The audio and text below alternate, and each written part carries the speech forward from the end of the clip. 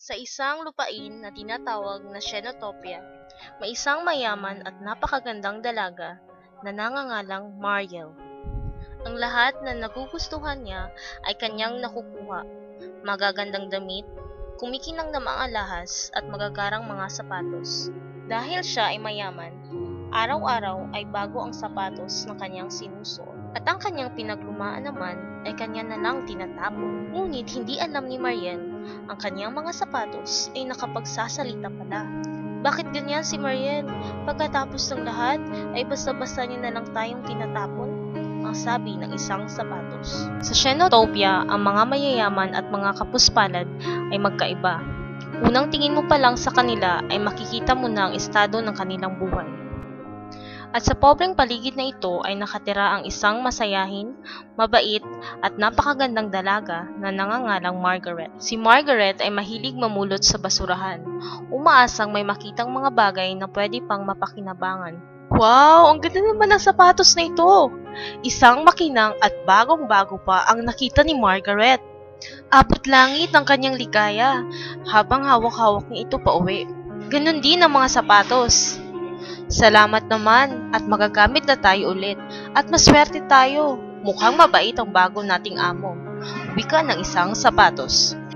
Taon-taon ay binibigyan ng mga mayayaman ng pagkakataong makihalubilo ang mga mahirap sa isang kasiyahan. Ang pamilya ni Mariel ang siyang nag-organisa at nagbigay ng handa sa kasiyahan. At sa inaasahan, siya ang pinakamagandang dalaga doon. Ngunit nang dumating si Margaret, suot ang kanyang simpleng dilaw na damit at kumikinang na sapatos, ang lahat ay napatingin. At sa pagkakataong ito, nabaling din ang atensyon ni Mariel at napansin ang suot niyang sapatos. Bakit ang isang pobreng katulad mo ay nakasuot ng isang magarang sapatos? Nagtinginan ang lahat kay Mariel at siya ay napahiya. Tumakbo ng tumakbo si Mariel at tuminto na lamang nang siya ay pagod na. Porket mahirap lang ako ay wala na akong karapatang masuot ng magandang sapatos. Nang bigla-bigla ay may tumugon sa kanyang katanungan. Hindi aming amo, sadyang malupit lang ang pag-uugali ni Mariel. Siya ay nabigla, ngunit nagtaka din. Kasi bakit alam nila ang pag-uugali ni Mariel? Siya ang dati naming amo. Nang hindi na kami nagustuhan ay bigla niya kami tinapon at kami yung natagpuan. Nang umaga na ay nasa loob na ng kwarto si Margaret. Ngunit siya ay nagulat nang biglang niya nakita ang mga iba't ibang kulay at klase ng sapatos nang nasa paligid niya. Nananaginip ba ako? Dahil sa iyong magandang kalooban, pinagkaloob ka namin ng isang handog. Salamat, maraming salamat, tugon ni Margaret. Ano kayang magandang gawin dito? Ang magagarang sapatos na kumikinang pa sa sobrang bago ay kanyang pinagbili sa mga mayayaman. At ang iba naman ay pinamigay niya sa mga mahihirap.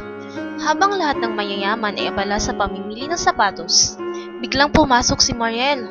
Margaret, magkano bang lahat ng ito at bibilhin ko? Sa pilitang ipinagbili na lamang ni Margaret kay Mariel ang mga sapatos. Ngayong wala ng mga natirang sapatos, akin na ang mga lahat ng ito. Hindi inakala ni Mariel na naubos ang lahat ng kanyang pera sa pagbibili ng mga garang mga sapatos. Ako'y nagsisisi na. Ahan ko naman ang lahat ng ito kung hindi ko naman magagamit lahat.